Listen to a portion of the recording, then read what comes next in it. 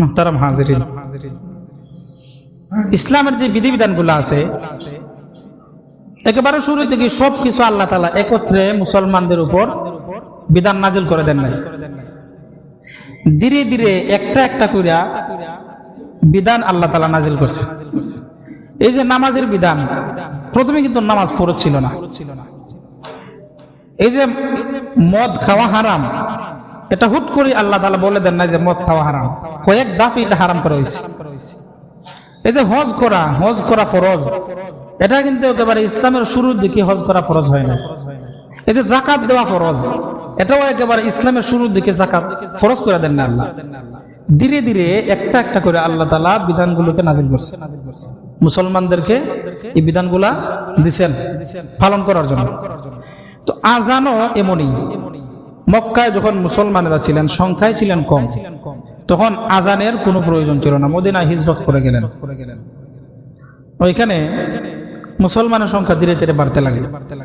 তো আজান প্রবর্তনের আগের ইতিহাস আমরা শুনি, কেমন করে মানুষ নামাজের জন্য একত্রিত হইত। তো মুসলমানের সংখ্যা ছিল কম, সবাই অনুমান করতেন যে এখন হয়তো জোহরের ওয়াক্ত হয়ে গেছে, নামাজে চলে যায়। আসরের ওয়াক্ত হয়েছে, অনেকে ভাবতেন যে আসরের ওয়াক্ত হয়তো হয়ে গেছে, নামাজে চলে যায়। এভাবে সবাই নামাজের জন্য আসতেন, মসজিদে নববীতে নামাজে একত্রিত হইতেন, নামাজ পড়তেন, আবার চলে যেতেন।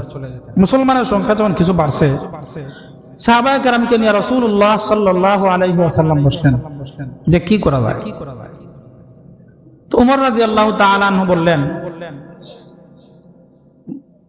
আমরা যদি কোনো এক ব্যক্তিকে নামাজের সময় পাঠিয়ে দেই যে রাস্তায় রাস্তায় গিয়ে তুমি ডাক দিবা যে নামাজের সময় হয়ে গেছে, নামাজে আসো, তাহলে মনে হয় ভালো হবে। তো রাসূল সাল্লাল্লাহু আলাইহি সাল্লাম ওমর রাদিয়াল্লাহু তাআলা আনহু এই প্রস্তাব গ্রহণ করলেন এবং হযরত বিলাল রাদিয়াল্লাহু তাআলা আনহুকে বললেন, ও বিলাল, যখন নামাজের সময় হয়ে যাবে তখন তুমি এইভাবে মানুষকে ডেকে ডেকে আনবা যে নামাজের সময় হয়ে গেছে। তো এইভাবে চলতেছে, ধীরে ধীরে মুসলমানদের সংখ্যা বাড়তেছে। এই হলো আজানের সূচনা হওয়ার আগের ঘটনা, কিভাবে মানুষ নামাজের জন্য একত্রিত। তো মুসলমানের সংখ্যা বেড়ে গেছে, এখন একজন মানুষ নামাজের জন্য ডাকতে গেলে অনেক সময়ের দরকার, অনেক সময়ের প্রয়োজন, অনেক দূর দূরান্তে অনেক মুসলমানরা আছে। রাসূল সাল্লাল্লাহু আলাইহি ওয়াসাল্লাম একদিন সাহাবায়ে কেরামদেরকে নিয়ে বসলেন। রাসূলুল্লাহ সাল্লাল্লাহু আলাইহি ওয়াসাল্লাম সাহাবায়ে কেরামদেরকে নিয়ে একটা মিটিং ডাকলেন। এই মিটিং এর বিষয়বস্তু হলো, যখন নামাজের সময় হয়ে যাবে তখন মানুষকে কেমন করে নামাজের জন্য আমরা আহ্বান করব, নামাজের সময় হয়ে গেছে এই বিষয়টা আমরা কেমন করে জানাবো। সাহাবায়ে কেরাম রাদিয়াল্লাহু তাআলা আনহুমদেরকে নিয়ে রাসূল আকরাম সাল্লাল্লাহু আলাইহি ওয়াসাল্লাম একটা সভা ডাকলেন। এই সভায় নবীজি সাল্লাল্লাহু আলাইহি ওয়াসাল্লাম এই সমস্যাটা উত্থাপন করলেন সাহাবায়ে কেরামদের সামনে। ও আমার সাহাবীরা শুনো, এখন তো মুসলমানদের সংখ্যা বেড়ে গেছে, মুসলমানদেরকে কেমন করে নামাজের জন্য সবাইকে একত্রিত করা যায় এক সময়। তোমাদের কাছে পরামর্শ চাই, কারো কাছে কোনো পরামর্শ আছে কি আমাকে জানাও। রাসূলুল্লাহ সাল্লাল্লাহু আলাইহি ওয়াসাল্লামের এই কথা শোনার পর একজন সাহাবী দাঁড়াইলেন, ইয়া রাসূলুল্লাহ, ইয়া হাবিবাল্লাহ, আমার কাছে একটা পরামর্শ আছে, আপনি যদি আমাকে অনুমতি দেন আমি আমার পরামর্শটা আপনার সামনে পেশ করতে পারি। রাসূল সাল্লাল্লাহু আলাইহি ওয়াসাল্লাম অনুমতি দিয়া দিলেন। ওই সাহাবী দাঁড়ায় বলতেছেন, ইয়া রাসূলুল্লাহ, ইয়া হাবিবাল্লাহ, যদি সিংহা নিয়ে মানুষদেরকে নামাজের জন্য আহ্বান করা হয়, সিংহায় যদি ফুৎকার দেওয়া হয়, মানুষদেরকে যদি নামাজের জন্য ডাকা হয়, এর আওয়াজ অনেক দূরে চলে যাবে, তাহলে আমার মনে হয় মানুষজন নামাজের জন্য চলে আসবে। রাসূল বললেন, আর কারো কাছে কোনো পরামর্শ আছে কি? আর একজন সাহাবী দাঁড়ায় গেলেন, বললেন, ইয়া রাসূলুল্লাহ, ইয়া হাবিবাল্লাহ, আমার প্রস্তাবনা হলো এক ধর্মের লোকেরা দেখেছি তারা নির্দিষ্ট একটা সময় ঘন্টি বাজায়, ঘন্টির আওয়াজ যখন তারা শুনে সবাই একত্রিত হয়ে যায়। আমার প্রস্তাবনা হলো নামাজের সময় যখন হয়ে যাবে আমরাও যদি ঘন্টি বাজাই তাহলে সবাই নামাজের জন্য একত্রিত হয়ে যাবে। রাসূল বললেন, আর কারো কাছে কোনো পরামর্শ আছে কি? আরেকজন দাঁড়াইলেন, ইয়া রাসূলুল্লাহ, ইয়া হাবিবাল্লাহ, আমার প্রস্তাবনা হলো নামাজ যখন শুরু হয়ে যাবে, নামাজের সময় যখন হয়ে যাবে আমরা আগুন প্রজ্বলিত করব। বিশাল অগ্নিকাণ্ড যদি আমরা প্রজ্বলিত করে আগুন অনেক উপরে উঠে যাবে, দূর দূরান্তের সাহাবায়ে কেরাম দেখবেন আগুন জ্বলতেছে, এর মানে বোঝা গেল নামাজের সময় হয়ে গেছে। যখন আগুন জ্বালানো হবে সবাই নামাজের জন্য চলে আসবে। রাসূল আবার জিজ্ঞাসা করলেন, ও আমার সাহাবায়ে কেরাম, আর কারো কাছে কোনো পরামর্শ আছে কি? আরেকজন দাঁড়াইলেন, বললেন, ইয়া রাসূলুল্লাহ, ইয়া হাবিবাল্লাহ, নামাজের সময় যখন হয়ে যাবে আমরা অনেক লম্বা একটা বাঁশের আগায়, বাঁশের মাথায় পতাকা উঠাইতে পারি, আমরা পতাকা টানায় দিতে পারি। যখন দূর দূরান্তের মানুষেরা দেখবে পতাকা উঠানো হয়ে গেছে, তারা বুঝবে নামাজের সময় হয়ে গেছে, তখন সবাই নামাজের জন্য চলে আসবে। এইভাবে বিভিন্ন জন বিভিন্ন প্রস্তাবনা রাসূলুল্লাহ সাল্লাল্লাহু আলাইহি ওয়াসাল্লামের কাছে পেশ করলেন। এবার দেখা গেল যারা এই যে প্রস্তাবনা পেশ করেছেন রাসূলুল্লাহ সাল্লাল্লাহু আলাইহি ওয়াসাল্লাম একটা একটা করে ধরা দিতে লাগলেন। ও আমার সাহাবায়ে কেরাম, তোমরা আমার কাছে প্রস্তাবনা পেশ করেছো, তোমাদের যারা যেই পরামর্শ দিয়েছো এর মধ্যে কিছু সমস্যাও আছে, সমস্যাকে রাসূল একটা একটা করে ধরা দিলেন। সর্বপ্রথম রাসূলুল্লাহ সাল্লাল্লাহু আলাইহি ওয়াসাল্লাম বললেন ঘন্টি বাজানোর কথা। যিনি বলছেন ঘন্টি বাজাতে হবে, রাসূল বললেন, না না, ইসলাম তো একটা স্বতন্ত্র ধর্ম, ইসলাম কারো মুখাপেক্ষী না, ইসলামকে আল্লাহ তাআলা পরিপূর্ণ করে এই পৃথিবীর জমিনে পাঠাইছেন। ইসলাম ধর্মে আমরা যদি তাদের মতো ঘন্টি বাজাই তাহলে তাদের ধর্মের সাথে আমাদের সাদৃশ্য হয়ে যাবে, অন্যের সাথে আমরা সাদৃশ্য রাখতে পারবো না। আমাদের ধর্মে নতুন কোন জিনিস আবিষ্কার করা দরকার। এরপর রাসূল বললেন আগুন জ্বালানোর ক্ষেত্রে যারা অগ্নি পূজক, যারা আগুনের পূজা করে, যারা আগুনকে রব মানে, তাদের সাথে আমাদের সাদৃশ্য হয়ে যায়, ওই সমস্ত মানুষদের সাথে আমরা সাদৃশ্য গ্রহণ করতে পারবো না, এটাও সমস্যা। এবার বললেন পতাকার কথা। পতাকা যদি টানানো হয় তাহলে যারা দূরবর্তী মুসলমান আছে তারা এই পতাকা দেখতে পারবে না, অনেক দূর থেকে এই পতাকা দেখা যাবে না, তবে কাছে যারা আছে তারা এই পতাকা দেখতে পারবে। এটাও অসম্পূর্ণ প্রস্তাব, এই প্রস্তাব দেওয়া যাবে না। আবার সিংহায় পুৎকার, এটাও দেওয়া যাবে না, এটাও আরেক দলের সাথে সামঞ্জস্য সুন্দর দেখায়। রাসূলুল্লাহ সাল্লাল্লাহু আলাইহি ওয়াসাল্লাম সাহাবায়ে কেরামদের এই প্রস্তাবনা শোনার পর আজকের জন্য মিটিংটাকে মুলতবি করলেন, ঘোষণা দিলেন আজকের জন্য মিটিং এখানেই সমাপ্ত, দেখা যাক আগামীতে কি হয়। সবাই যার যার বাড়িতে চলে গেছে, রাসূল আকরাম সাল্লাল্লাহু আলাইহি ওয়াসাল্লাম চলে গেছেন। রাত্রিবেলা সময় ঘুমের ঘুরে বিভোর, এমন সময় একজন সাহাবী, নাম হলো আব্দুল্লাহ ইবনে যায়েদ ইবনে আব্দুর রাব্বি, উনি একটা স্বপ্ন দেখতেছে। বাস্তবে না সরাসরি নাকি স্বপ্নে দেখতেছে? কিভাবে দেখতেছে? স্বপ্নে দেখতেছে। আব্দুল্লাহ ইবনে যায়েদ ইবনে আব্দুর রাব্বি স্বপ্নে দেখতেছে এক ব্যক্তি বিশাল আকৃতির একটা সিংহা নিয়ে যাইতেছে। আব্দুল্লাহ ইবনে যায়েদ ইবনে আব্দুর রাব্বি বলতেছে, ও আমার ভাই শোনো, তোমার হাতে যে সিংহা দেখা যায় সিংহাটা আমাকে দিয়ে দাও। ওই ব্যক্তি স্বপ্নে বলতেছে, ওরে আব্দুল্লাহ ইবনে যায়েদ, তুমি এই সিংহা দিয়ে কি করবা? আব্দুল্লাহ ইবনে যায়েদ বলতেছে, রে আগন্তুক, এই সিংহা দিয়ে আমি নামাজের জন্য মানুষকে ডাকবো, মানুষদেরকে আহ্বান করব।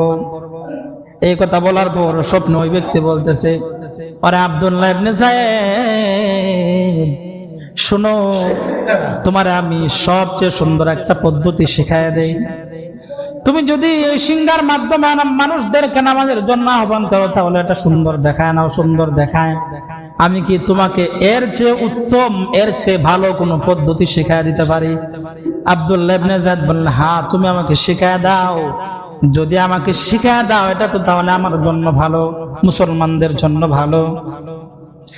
ওই আগন্তুক ব্যক্তি স্বপ্নে আব্দুল্লাহ ইবনে যায়েদ ইবনে আব্দুর রাব্বিকে বলতেছে, তুমি আমার সাথে বলো আল্লাহু আকবার, আল্লাহু আকবার। বলেন তো আল্লাহু আকবার, আল্লাহু আকবার বলেন, আল্লাহু আকবার, আল্লাহু আকবার। আল্লাহ সবচেয়ে বড়, আল্লাহ সবচেয়ে বড়। আল্লাহ চেয়ে বড় আর কেউ আছে? নাই। আব্দুল্লাহ ইবনে যায়েদ ইবনে আব্দ রাব্বিহি কে ওই ব্যক্তি স্বপ্নে সম্পূর্ণ আযান আল্লাহু আকবার থেকে নিয়া একেবারে লা ইলাহা ইল্লাল্লাহ পর্যন্ত স্বপ্নে শিখায়া দিছে। আযান সম্পূর্ণটা শিখায়া দিছে স্বপ্নে। আব্দুল্লাহ ইবনে যায়েদ ইবনে আব্দ রাব্বিহি বলতেছে ওই ব্যক্তি আমাকে আযান শিখায়া দিয়া সিংহা নিয়ে একটু দূর গেছে। যাওয়ার পর ওই ব্যক্তি আবার ফিরে আসছে। আয়েশা বলতেছে ওরে আব্দুল্লাহ ইবনে যায়েদ, শুনো আরেকটা কাজ করবা, যখন তুমি নামাজের জন্য ইকামত দিবা তখন এই কথাগুলাই বলবা, অর্থাৎ এই আযান যেইভাবে দিয়েছো সেভাবেই বলবা। তবে একটা জিনিস তুমি বৃদ্ধি করবা, সেটা হলো ক্বাদ কামাতিস সালাহ, ক্বাদ কামাতিস সালাহ, এটা তুমি 2 বার বলবা। এই কথা বলে আগন্তুক স্বপ্নে চলে গেছে। আব্দুল্লাহ ইবনে যায়েদ ইবনে আব্দ রাব্বিহির ঘুমও ভেঙে গেছে। এইদিকে ফজরের সময় হয়ে গেছে। হযরত আব্দুল্লাহ ইবনে যায়েদ রাসূলুল্লাহ সাল্লাল্লাহু আলাইহি ওয়াসাল্লামের কাছে ঘুম শেষে স্বপ্ন দেখার পর ফজরের সময় রাসূল আকরাম সাল্লাল্লাহু আলাইহি ওয়াসাল্লামের কাছে গেছে। ফজরের সময় গিয়ে দেখতে সাহাবায়ে কেরামদেরকে নিয়ে রাসূলুল্লাহ সাল্লাল্লাহু আলাইহি ওয়াসাল্লাম বসা। আব্দুল্লাহ ইবনে যায়েদ গিয়া রাসূলুল্লাহ সাল্লাল্লাহু আলাইহি ওয়াসাল্লামকে রাত্রিবেলা যে স্বপ্ন দেখেছে সেই স্বপ্নটা বর্ণনা করলো। আবার স্বপ্নে যা কিছু শিখায়া দিছে ওই ব্যক্তি সব কিছু আব্দুল্লাহ ইবনে যায়েদের মুখস্থ আছে, স্মরণও আছে। সম্পূর্ণ আযান আব্দুল্লাহ ইবনে যায়েদের মুখস্থ আছে। রাসূল সাল্লাল্লাহু আলাইহি ওয়াসাল্লাম বললেন অনেক উত্তম স্বপ্ন দেখেছো, এর মধ্যে মুসলমানদের জন্য কল্যাণ রয়েছে। আরে আব্দুল্লাহ ইবনে যায়েদ, তুমি এই আযানটা বিলালকে শিখায়া দাও। কারে শিখায়া দিব? বিলালকে। তো বিলালকে কেন শিখাই দিবেন? আব্দুল্লাহ ইবনে যায়েদের গলার আওয়াজ ছিল ছোট, গলার আওয়াজ বেশি বড় ছিল না। তো বলতেছেন তুমি বিলালকে এই আযানের শব্দগুলো তুমি শিখাই দাও, শোনায় দাও। রাসূলুল্লাহ সাল্লাল্লাহু আলাইহি ওয়াসাল্লাম বললেন তুমি বিলালকে আযানের শব্দগুলো শিখাই দাও। বিলালের গলার আওয়াজ বড় উঁচু। বিলাল যখন আযানের সময় হয়ে যাবে, নামাজের যখন সময় হয়ে যাবে, আল্লাহ চাইতো এই বাক্যগুলো দ্বারা মানুষকে নামাজের জন্য আহ্বান করবে। আব্দুল্লাহ ইবনে যায়েদ নিজে আযান দেন নাই। হযরত বিলাল রাদিয়াল্লাহু তাআলা আনহুকে আযানের শব্দগুলো শিখায়া দিলেন। হযরত বিলাল রাদিয়াল্লাহু তাআলা আনহু আযানের শব্দগুলো শিখলেন। শিখার পর মসজিদে নববীতে দাঁড়াইয়া আল্লাহু আকবার বলে আযান শুরু করলেন। এই আযানের শব্দ শুনে হযরত ওমর ফারুক রাদিয়াল্লাহু তাআলা আনহু ওনার গায়ের চাদর টানতে হেসরাইতে নবীজির দরবারে আসছে। আয়েশা বলতেছে ইয়া রাসূলুল্লাহ, ইয়া হাবিবাল্লাহ, যেই আল্লাহ আপনাকে সত্য নবী হিসেবে প্রেরণ করেছেন সেই নবীর কসম, সেই আল্লাহর কসম, বিলাল যেই শব্দগুলা দিয়া মানুষকে নামাজের জন্য আহ্বান করেছে সেই শব্দগুলা আমি নিজেও পারি, আমি নিজেও জানি, আমার মুখস্থ আছে। রাসূল সাল্লাল্লাহু আলাইহি ওয়াসাল্লাম ওমর বলতেছেন ইয়া রাসূলুল্লাহ, ইয়া হাবিবাল্লাহ, সেই শব্দগুলো আমার মুখস্থ আছে, আমিও জানি, আমিও আজকে একই স্বপ্ন দেখেছি। আল্লাহ তাআলার পক্ষ থেকে এই একই স্বপ্ন 20 জনেরও অধিক সাহাবায়ে কেরামকে আল্লাহ দেখাইছিলেন। 20 জনের চেয়েও বেশি সাহাবী একই স্বপ্ন, একই রাতে, একই সময়ে একই স্বপ্ন দেখেছে। তো আযানের সূচনা এইভাবে হয়েছে। সাহাবায়ে কেরাম বিভিন্ন ধর্মের তারা যেভাবে আহ্বান করে, এই আহ্বানের পদ্ধতিগুলো রাসূলের সামনে উত্থাপন করেছিলেন, কিন্তু রাসূল এগুলো নাকচ করে দিয়েছেন। না, আমরা যদি তাদের মতো এমনটা করি তাহলে তাদের ধর্মের সাথে আমাদের সাদৃশ্য হয়ে যায়, অন্য কোনো ধর্মের সাথে সাদৃশ্য হবে এমনটা আমরা চাই না। রাসূল বলছেন খালিফুল ইয়াহুদ ওয়ান নাসারা, ইহুদি এবং নাসারা যা করে তোমরা তার বিপরীত করো। আর রাসূল আরেক হাদিসে বলছেন মান তাশাব্বাহা বিকওমিন ফাহুয়া মিনহুম, যে যার সাদৃশ্য গ্রহণ করে সে তার সাথে ভালোবাসা রাখে, মহব্বত রাখে, এটাই তার প্রমাণ। আর যে যার সাথে ভালোবাসা রাখবে, মহব্বত রাখবে, মরণের পর তো তার সাথে উঠবে সে। তো এইভাবে আজানের সূচনা হয়েছে। তো আজান সূচনার আগে ইসলামের শুরুর যুগে কিভাবে মুসলমানগণ নামাজের জন্য একত্রিত হতেন এটাও আমরা জানলাম। আজানের সূচনা কিভাবে হয়েছে এটাও আমরা জানলাম। এবার আজান যিনি দিবেন ওনার যেমন কিছু ফজিলত রয়েছে, আজানেরও অনেক গুরুত্ব রয়েছে। এই আজানের কারণেই যিনি আজান দেন মুয়াজ্জিন সাহেব, তিনার অনেক গুরুত্ব, অনেক ফজিলত।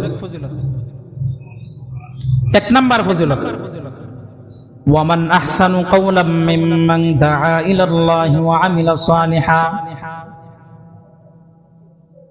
আল্লাহ বলেন, যেই ব্যক্তি মানুষদেরকে ভালো কাজের জন্য আহ্বান করে, উত্তম কাজের জন্য মানুষদেরকে ডাকে এবং নিজেও সৎ কাজ করে, তার ডাকে অন্যরাও সৎ কাজ করে, ভালো কাজ করে, রাসূল বলেন এর চেয়ে উত্তম আহ্বান, এর চেয়ে উত্তম ডাক আর কোনো কিছু হতে পারে না। এটা আল্লাহর বাণী, কোরআনের কথা। আল্লাহ বলছেন, যিনি লোকদেরকে সৎ কাজের জন্য ডাকেন, নিজেও সৎ কাজ করেন, আবার অন্যদেরকেও সৎ কাজের প্রতি উৎসাহিত করেন, উনার আহ্বান শুনে অন্য যারাই সৎ কাজ করবে, উনার এই সৎ কাজের আহ্বানের চেয়ে, এই ডাকের চেয়ে উত্তম কোনো ডাক হতে পারে না। মুফাসসিরিনে কেরাম এই ডাকের ব্যাখ্যায় সর্বপ্রথম এই আয়াতের অন্তর্ভুক্ত করেছেন রাসূলুল্লাহ সাল্লাল্লাহু আলাইহি ওয়াসাল্লাম। কারণ দুনিয়ার যত কল্যাণকর কাজ আছে, দুনিয়ার যত উত্তম কাজ আছে, সমস্ত উত্তম কাজের দিকে সবচেয়ে বেশি যিনি আহ্বান করছেন, ডাকছেন, তিনি হলেন আমাদের নবী মুহাম্মদ সাল্লাল্লাহু আলাইহি ওয়াসাল্লাম। এর দ্বিতীয় ব্যাখ্যা হলো নেককার সৎ মুয়াজ্জিনগণ। নেককার সৎ মুয়াজ্জিনগণ এই আয়াতের অন্তর্ভুক্ত, যিনারা মানুষদেরকে নামাজের জন্য আহ্বান করেন, আজান দেন। তিন নাম্বার ব্যাখ্যা হলো আজান না দেখ যে কেউ যে কোনো ভালো কাজের দিকে কাউকে আহ্বান করে, ডাকে, যে কোনো ভালো কাজের দিকে কাউকে যদি আহ্বান করে, তাহলে ওই ব্যক্তিও এই আয়াতের অন্তর্ভুক্ত হয়ে যাবে। অর্থাৎ সবচেয়ে শ্রেষ্ঠ ডাকনেওয়ালা, সবচেয়ে শ্রেষ্ঠ আহ্বান করনেওয়ালা হিসাবে ওই ব্যক্তি আল্লাহ তাআলার কাছে সাব্যস্ত হবে। কোন ব্যক্তি ঝগড়া লাগতে গেছে, আপনি বলছেন আরে ভাই কি করেন, ঝগড়া এটা তো ভালো না, বসেন, ঝগড়া যাওয়া যাবে না। এই যে আপনি তারে ঝগড়া থেকে বিরত রাখছেন, ঝগড়া থামাই দেওয়ার জন্য বলছেন, আপনি আয়াতের অন্তর্ভুক্ত। কোন ব্যক্তি মিথ্যা কথা বলতেছে, তারা আপনি সতর্ক করে দেন, আরে ভাই মিথ্যা কথা বলবেন না, কেন আপনি মিথ্যা কথা বলেন? সমস্ত পাপের মূল তো মিথ্যা কথা। তো আপনার এই আহ্বান শুনে ওই ব্যক্তি মিথ্যা কথা বলা থেকে বিরত থাকছে, তাহলে আপনিও ওই আয়াতের অন্তর্ভুক্ত। আজানের দুই নাম্বার ফজিলত হলো,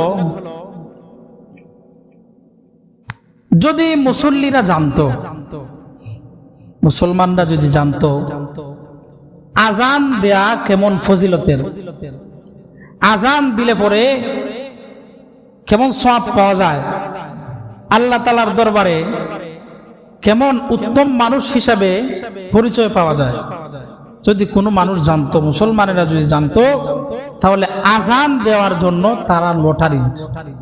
সুবহানাল্লাহ বলবেন না?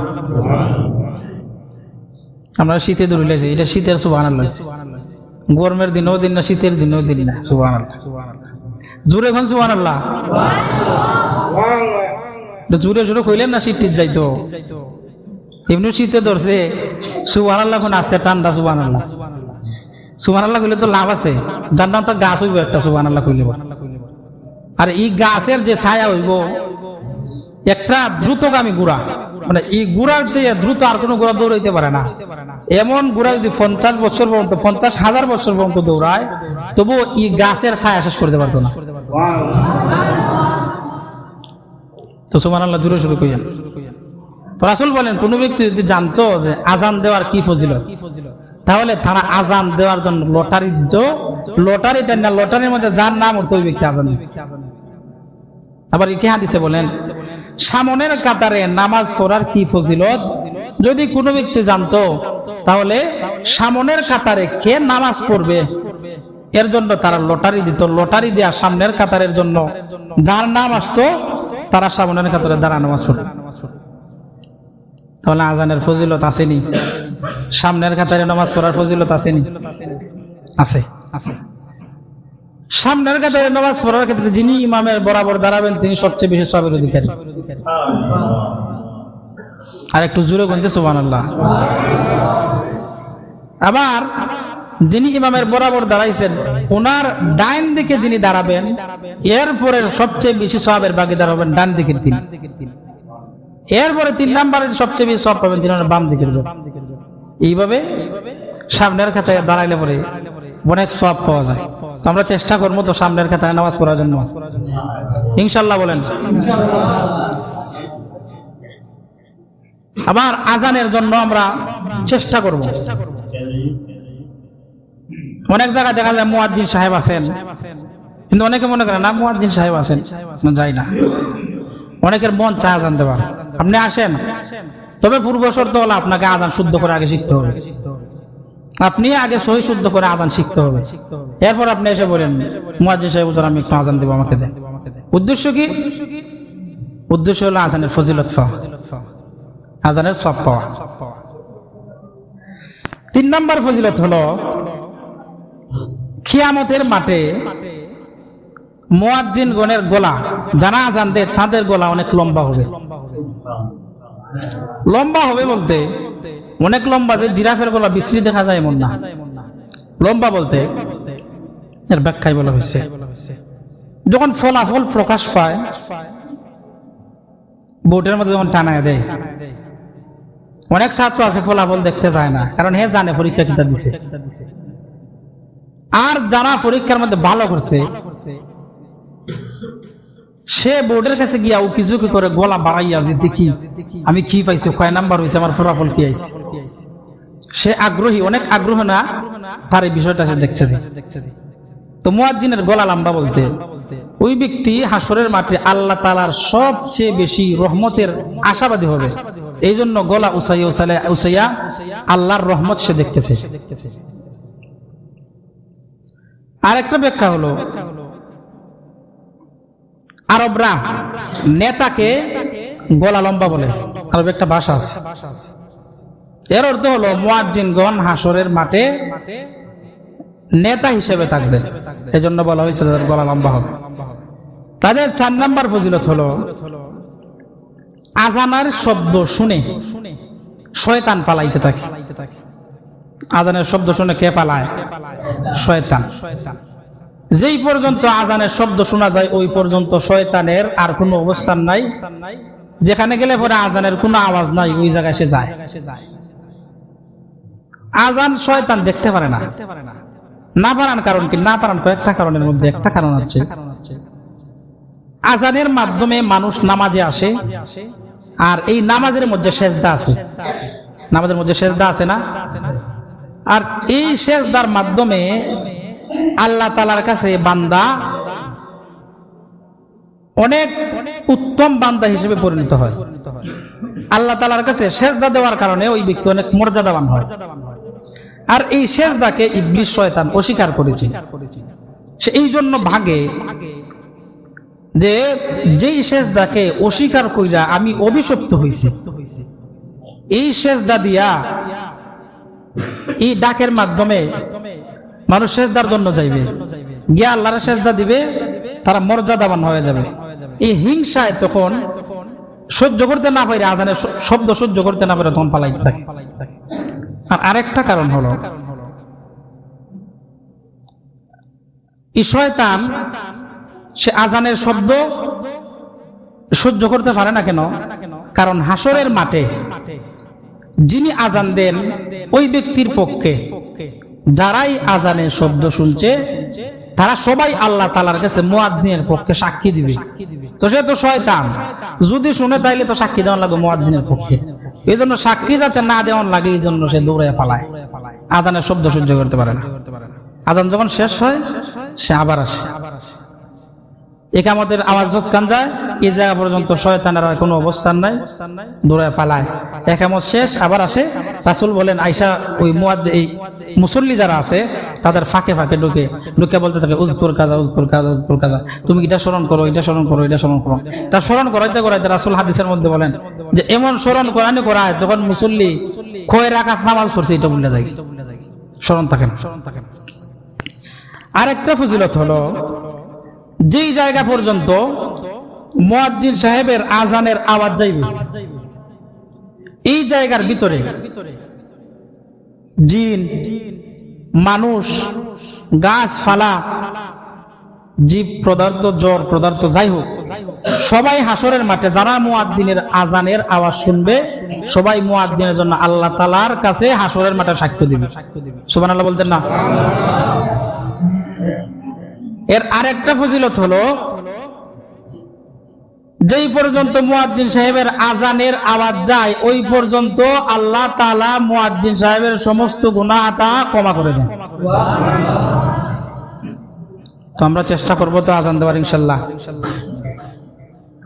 আজান দেওয়ার আগে আমাদের শর্ত কি? শর্ত পূর্ণ করতে হবে। আজান সহি শুদ্ধভাবে শিখতে হবে।